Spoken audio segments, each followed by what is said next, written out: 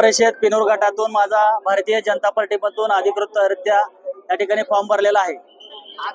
अर्ज भरते वेळी इतर कोणी उमेदवार असेल त्यांनी फॉर्च्युनर स्कॉर्पिओ गाडीसाठी त्यांनी उचलला, पण आज बैलगाडीतून येण्याचा आपला काय मानस होता? आज आपण पाहताय या देशात शेतकरी कृषीप्रधान देश म्हणून आपला देश ओळखला जातो।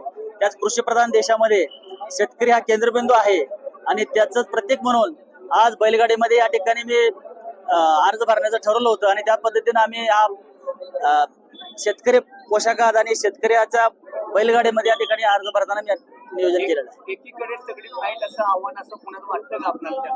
आव्हान वगैरे नाही, या जिल्ह्याचे कर्तव्यदक्ष आणि विकासप्रिय पालकमंत्री आदरणीय जयभाऊ गोरे, या जिल्ह्याचे माजी जिल्हाध्यक्ष सचिनजी कल्याण शेट्टी, या तालुक्याचे भाग्यविधाते आदरणीय राजन मालक, या तालुक्याचे लोकप्रिय माजी आमदार यशवंतराव माने, या जिल्ह्याचे अध्यक्ष शशिकांत नाना चव्हाण, या आमचे नेते आदरणीय बाळराजे पाटील अजिंक्यराणा पाटील यांच्या नेतृत्वावर या आमच्या तालुक्याचे अध्यक्ष रमेशजी माने यांच्या नेतृत्वाखाली या ठिकाणी काम करत असताना 100% मला विश्वास आहे की समोर कुठलंही आव्हान वगैरे नाही।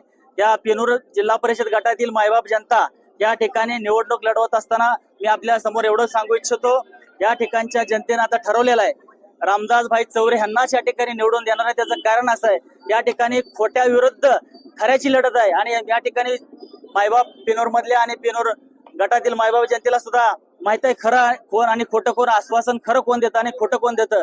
त्यामुळं मी गेले 20 वर्ष राजकारण समाजकारण करत असताना या ठिकाणी जे काम माझ्या हातून होत असेल ते होण्याचा शब्द देतो, जे होत नाही ते शब्द देत नसतो, ही जनतेला माहिती आहे। आणि समोर जे माझ्या निवडणूक लढतायत किती खोटे आहेत हे या पिनूर आणि पंचक्रोशीतील सर्व लोकांना माहिती आहे। त्यामुळे माझा विजय या मायबाप जनतेनं, गोरगरीब शेतकरी कष्टकरी दिलनलित लोकांनी या ठिकाणी हातात घेतलेला आहे। त्यामुळे मला कुठल्याही प्रकारची शंका नाही की माझा विजय 100% निश्चित आहे।